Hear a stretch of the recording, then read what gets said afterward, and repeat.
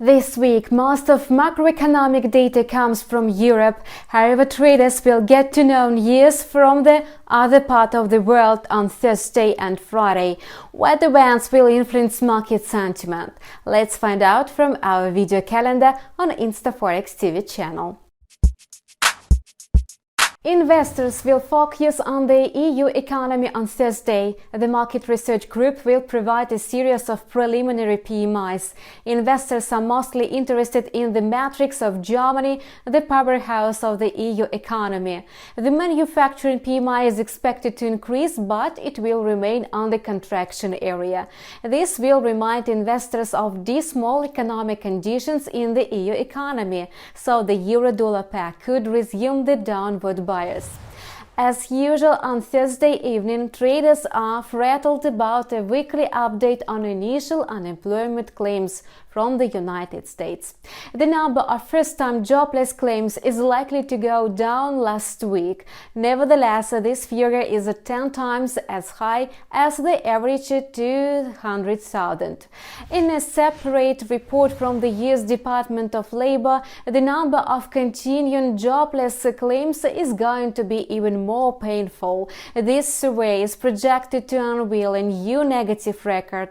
These two surveys underscore that the population is losing jobs and is unable to find new employment. Such statistics will revive demand for safe haven assets.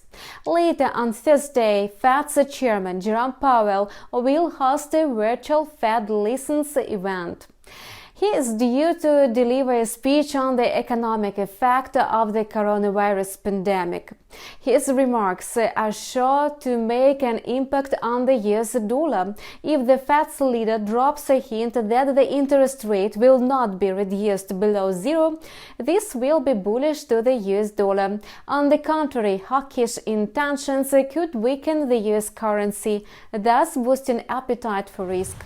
Friday is less loaded with economic data.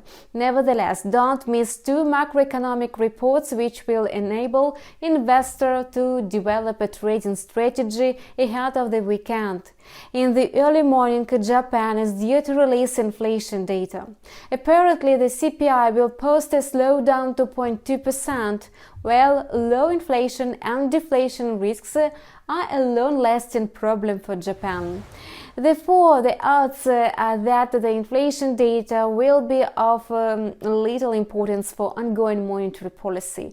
The Bank of Japan is expected to maintain the key policy rate at the record low of minus 0.10%. Nevertheless, any signal for extra stimulus measures will ensure strength of the yen. On late Friday, market participants await retail sales data from Canada for March.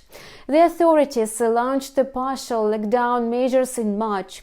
However, experts say that consumer activity fell steeply by 10%. Obviously, this information will push the loonie down versus the US dollar. Apart from these economic reports and events, it would be a good idea to take notice of other important data. On Thursday, the market will get to know trade balance data in Japan, a speech by Reserve Bank of Australia Governor Philip Lowe, as well as PMIs on the key sectors of the European Union, the UK and the United States. On Friday, it makes sense to pay attention to retail sales data from the UK and the ECB statement on monetary policy. You're watching Forex Trader Calendar on InstaForex TV channel with me, Kate Stichina. We wish you profitable deals.